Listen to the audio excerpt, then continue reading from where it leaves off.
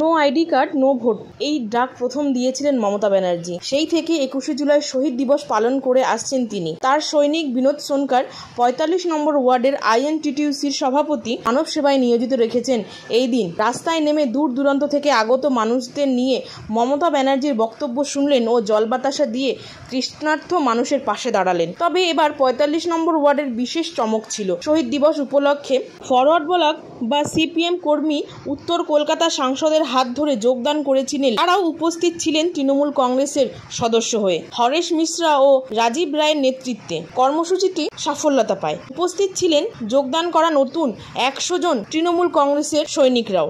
নন্দু কুমার সিং, মনোজ সিং, অজয় কুমার সিং, মনোজ কুমার গুপ্তা, শ্রীকান্ত সোনকার, সুরেন্দার সিং, সত্যেন্দার রাউত, প্রেম কুমার সিং, রঞ্জিত মালাকার, রাজেশ সিং সহ বহু বিশিষ্ট ব্যক্তিবর্গেরা।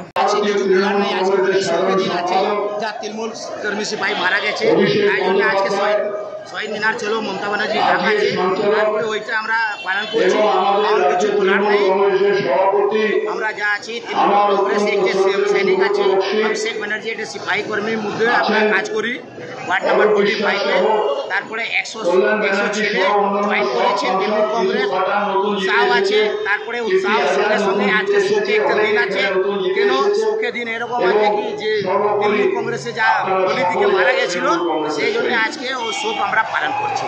তাই 45 ফ্লাইওভারের নিচে এটা আমরা ছোট ক্যাম্প করি প্রত্যেক বছরে, এই জন্য আজকেও করেছি। এখানে জল আর বাতাসা আমরা বিতরণ করছি। যে ধর্মকাল্লা রাহ চলতে যে দুর্গা পারে তারা আমরা সৈনিক সিপাহী মধুন আমরা ওরা রাস্তা দেখাবো কি বক্তব্য আছে। তাই জন্য আমরা আজকে একজুট হয়েছি ফ্লাই নিউজের। এখানে সবাই উপস্থিত আছে, মোটামুটি সবার উপস্থিত সঙ্গে মোটামুটি রাজনীতিতে মানুষও উপস্থিত আছে। দেখতে পাচ্ছ কি করে লোক এখানে জেন সালাম মতন টিভি দেখছে, তারপরে যাচ্ছে রাস্তা দিয়ে। মেডিকেলের ব্যবস্থা এখানে পুরো উপস্থিত করা আছে।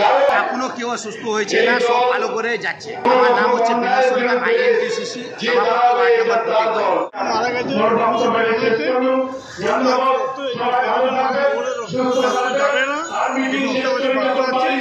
আমরা ওই